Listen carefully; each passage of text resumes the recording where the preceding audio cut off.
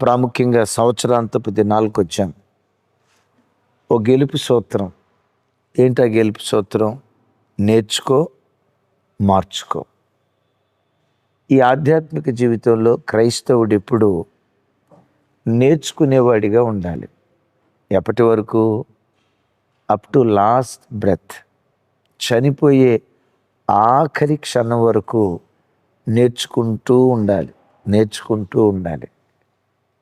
ఒక మాటలో చెప్పాలంటే క్రైస్తవుడు ఎప్పుడు నిరంతర విద్యార్థిగా బ్రతకాలి. నాకంతా తెలుసు, నేను పండితుణ్ణి, నేను మహా గొప్ప భక్తిపరుణ్ణి, నాకెవడూ బోధించాల్సిన అవసరం లేదు, నేనే పండితుణ్ణి, ఇంకొకరి దగ్గర నేను నేర్చుకోవటం ఏంటి, నాకన్నీ తెలుసు అని అనుకున్నామా? జీవితంలో ఓడిపోతాం. ఎప్పుడు నిరంతర విద్యార్థిగా బ్రతుకుతూ నేర్చుకునేవారిగా ఉండాలి. పరిశుద్ధ గ్రంథమైన బైబిల్లో మందసం మీరు విన్నారు కదా. మందసం పెట్టే కొలత 1.5 మూర పొడవు, 1.5 మూర వెడల్పు, 1.5 మూర ఎత్తు. ఆ మందసం మీదే దేవుని షకీనా మహిమ దిగి వచ్చేది కెరూబుల మధ్యలోకి. ఆ మందసం పెట్టే లోపట మన్నా కలిగిన బంగారు పాత్ర, 2 నిబంధన పలుకలు, చిగురించిన అహరోను చేతికర్ర. ఆ మందసం మీద మహిమ ఉంది. ఆ మందసం లోపట ఆజ్ఞల పలకుంది. దేవుని వాక్యం జీవాహారమైన యేసుక్రీస్తు వారు ఉన్నారు. చిగురించిన పరిశుద్ధాత్మ శక్తి, పునరుద్ధానపు శక్తి ఆ మందసు పెట్టెలో ఉంది. ఇన్ని ఆ పెట్టెలో ఉన్న ఈ పెట్టె మీద దేవుని మహిమ కూర్చున్న, దేవుని మహిమ దిగి వచ్చిన దాని కొలత 1.5 అర, హాఫ్. చాలాసార్లు అంటాం కదా, ఆడు హాఫ్ నాలెడ్జ్ గాడండి అని అంటాం. ఈ మందసు పెట్టే హాఫ్ 1.5 ఎందుకు ఉందో తెలుసా? సంఘంలో ఉన్న ప్రతి బిడ్డ దేవుని మహిమ పొందినవాడైనా, దేవుని వాక్యమనే నిబంధన పలకలున్న, జీవాహారంగా పిలువబడుతున్న యేసుక్రీస్తు వారు హృదయంలో ఉన్న పరిశుద్ధాత్మ చిగురించే అనుభవం, పునరుద్ధానపు శక్తినిచ్చే అనుభవం మన లోపటున్న, ఎప్పుడు మన జీవితంలో నాకు తెలిసింది కొంతే, తెలియాల్సింది ఎంతో. విన్నారా ఈ మాట?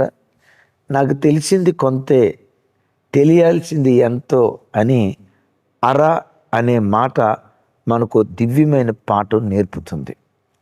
తమ్ముడు, చెల్లి, ఈ ఆధ్యాత్మిక జీవితంలో ఆదివారం మందిరానికి వచ్చినప్పుడు ఈరోజు నా ప్రభు నాకు ఏమి నేర్పుతాడో, నా ప్రభు నాతో ఏం మాట్లాడతాడో, ఆయన ఏమి నేర్పాలని ఆశిస్తున్నాడో అని ఎప్పుడు నిరంతర విద్యార్థులుగా నేర్చుకునేవారిగా దేవుని సన్నిధిలో మనం బ్రతకాలి. ఓ అద్భుతం. ఆర్టీఏ వారి ఆ రికార్డ్స్ ప్రకారం ఎల్ బోర్డు పెట్టుకున్న ఏ కారు నేటి వరకు యాక్సిడెంట్ కాలేదట. విన్నారా? ఎల్ బోర్డు లేని చాలా కార్లు యాక్సిడెంట్ అయ్యాయి, కానీ ఎల్ బోర్డు పెట్టుకున్న ఏ కారు నేటి వరకు ఆర్టీఏ రికార్డ్స్లో యాక్సిడెంట్ అయిన దాఖలాలు లేవు. ఎల్ బోర్డు ఎవరు పెట్టుకుంటారు? డ్రైవింగ్ రానివాడు. నేనంట, డ్రైవింగ్ రానివాడు డ్రైవింగ్ చేస్తే యాక్సిడెంట్లు కావాలిగా. డ్రైవింగ్ వచ్చినోడు డ్రైవింగ్ చేస్తే యాక్సిడెంట్లు కాకూడదు. కానీ విచిత్రం ఏంటంటే, డ్రైవింగ్ రానోడు ఎల్ బోర్డు పెట్టుకొని తిరిగినోడు వెహికల్ ఇంతవరకు యాక్సిడెంట్ కాలేదట. దీని అర్థం ఏంటో తెలుసా? క్రైస్తవుడు ఎప్పుడు ఎల్ బోర్డు పెట్టుకొని తిరగాలి. నీ ఆత్మీయ జీవితం ప్రమాదానికి గురి కాకుండా, నీ ఆత్మీయ జీవితం త్రోవ తప్పిపోకుండా, ఏ పాపపు ఊబిలో పడిపోకుండా, దేవునికి దూరంగా నువ్వు బ్రతకకుండా ఉండునట్లుగా ఎప్పుడు జీవితంలో ఎల్ బోర్డ్ నిరంతర విద్యార్థి నేను. మీరు అనొచ్చు, అన్నయ్య మరి నేను నేర్చుకుంటా. ఎవరు నేర్పుతారు నాకు? ఇంకెవరు? నీ ఆరాధ్య దైవం ప్రభువైన యేసుక్రీస్తు వారు. అద్భుతం తెలుసా? ప్రతిదీ ప్రభు నేర్పుతాడు. బైబిల్లో ఒక స్థలంలో రాసి ఉంటుంది, ఎరిగిన వాళ్ళు రెఫరెన్స్ కింద రాయండి. ఎఫ్రాయిము బాలుడై ఉండగా నేను అతనికి నడక నేర్పి తిని. వా, ఏంటంట? ఎఫ్రాయిము బాలుడై ఉండగా నేను నడక నేర్పాను అతనికి. ఓ తండ్రి తన కడుపున పుట్టిన కొడుకు చెయ్యి పట్టుకొని నడక నేర్పుతాడే, ఒక తల్లి తన కూతురు చెయ్యి పట్టుకొని నడిపించడం నేర్పుతుందే, ఈ దేవుడు తన పిల్లలకు నడక నేర్పేవాడు. ప్రతిదీ నేర్పుతాడు. ఒక తల్లిగా ఎలా బ్రతకాలి, ఒక తండ్రిగా ఎలా జీవించాలి, ఒక కొడుకుగా ఎలా పెరగాలి, ఓ విద్యార్థిగా స్కూల్లో ఎలా, కాలేజీలో ఉండాలి, ఒక దైవజనుడిగా నేను ఎలా ఉండాలి, ఓ దైవజనురాలు ఎలా ఉండాలి, ప్రతిదీ నేర్పుతాడు. నేర్చుకునే బుద్ధి నీలో నాలో ఉండాలే కానీ. He is our master. ఆయన మన బోధకుడు. ప్రతిదీ దేవుడు మనకు నేర్పటం ప్రారంభిస్తాడు. అంటారు కదా, ప్రయాసపడి భారం ఇచ్చిన సమస్త జనులారా నా యొద్దకు రండి, నేను మీకు విశ్రాంతిని కలుగు చేస్తాను. నేను సాత్వికుడును, దీన మనసు గలవాడను. నా కాడి ఎత్తుకొని నా యొద్ద నేర్చుకునుడి. విన్నారా? నా యొద్ద నేర్చుకునుడి. ఏమి నేర్చుకోమంటావయ్యా? నా సాత్వికాన్ని నేర్చుకోండి, నా దీన మనసును నేర్చుకోండి. అద్భుతం. నువ్వు నేర్చుకుంటూ బ్రతికితే, నేర్చుకుంటూ ప్రతి విషయమై నేర్చుకుంటూ దేవుని సన్నిధిలో బ్రతికితే నీ ప్రాణానికి విశ్రాంతి కలుగునుగాక. నేనంట లెక్కలు నేర్చుకునేవాడే కదా రేపు ఎగ్జామ్ చక్కగా రాసి అద్భుతమైన మార్క్స్ పొందుకునేది. ఏమండి, ఏబిసిడీలు నేర్చుకున్నవాడే కదా రేపు పుస్తకాలు చదవగలిగేది. అక్షరాలు నేర్చుకున్నవాడే కదా రేపు ఎగ్జామ్స్ రాయగలిగేది. నేర్చుకుని వాడు ఏమి రాయగలుగుతాడు? ఒక మాట, నేర్చుకోలేని వాడు ఏమి రాయగలుగుతాడు? అయితే సుమి, ప్రభు దగ్గరికి వచ్చిన మనం నేర్చుకోవాల్సింది పాటలు ఎట్లా పాడాలి, అది కాదు నేర్చుకోవాల్సింది. ప్రసంగం ఎలా చేయాలి, అది కాదు నేర్చుకోవాల్సింది. పాటలు ఎలా పాడాలి, అది కాదు నేర్చుకోవాల్సింది. వింటున్నారా? ప్రతి క్రైస్తవుడు ప్రభు దగ్గరకు వచ్చి ఆయన సాత్వికాన్ని నేర్చుకోవాలి, ఆయన దీన మనస్సును నేర్చుకోవాలి. ఆయన వాక్యం ఏం చెప్తుందో ప్రతి దినం ఆయన పాదాల దగ్గర మనం నేర్చుకునే వ్యక్తులుగా ఉండాలి. సుమి, నేర్చుకుంటే సరిపోదు. నేర్చుకున్న దాన్ని బట్టి నిన్ను నువ్వు మార్చుకోవాలి. మార్పు ఎవడిలో ప్రారంభమవుతుందో వాడు ప్రపంచాన్ని మార్చేవాడిగా మారిపోతాడు. ఎవరు తను మార్చుకోవటానికి ఇష్టపడతారో భవిష్యత్తులో వాడు విజేతగా నిలవబడతాడు. మీలో కొంతమంది విరాట్ కోహ్లీ అనే పేరు విని ఉంటారు. ఆయన పరుగుల రాజు. ఆయన్ని ఏదో రన్నింగ్ మిషన్ ఏదో ఒక అద్భుతమైన టైటిల్ వాడతారు, దాని పేరు నాకంత అవగాహన లేదు. అయితే విచిత్రం, ఆయన క్రికెట్కి వచ్చిన తర్వాత ఒకానొక దశలో ఇక క్రికెట్ మ్యాచ్లోంచి ఎగ్జిట్ అయిపోతాడు అని అనుకున్నారు.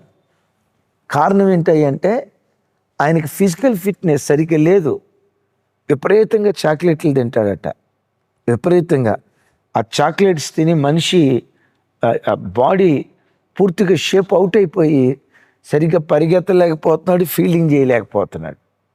అప్పుడు ఎవరో ఒకరు చెప్పారు, నాన్న, నువ్వు ఈ ఆటలో రాణించాలంటే నువ్వు మార్చుకోవాలి, నీ అలవాట్లు మార్చుకోవాలి, నీ పద్ధతులు మార్చుకోవాలి, నువ్వు తిండి విధానం మార్చుకోవాలి.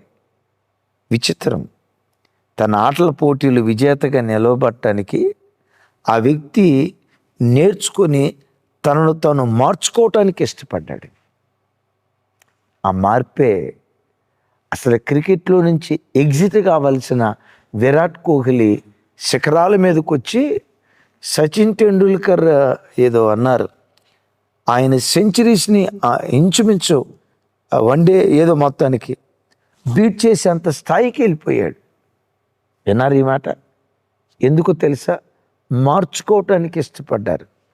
కంప్యూటర్ లాంగ్వేజ్లో లేకపోతే సాఫ్ట్వేర్లు ఎప్పుడు ఒక మాట అంటారు, సాఫ్ట్వేర్ ఫీల్డ్లో ఉన్నవాళ్ళు అప్డేట్ అవ్వాలి, అప్గ్రేడ్ అవ్వాలి. విన్నారా? అప్గ్రేడ్. ఎప్పటికప్పుడు మనిషి తనను తను మార్చుకోవటానికి ఇష్టపడేవారిగా ఉండాలి.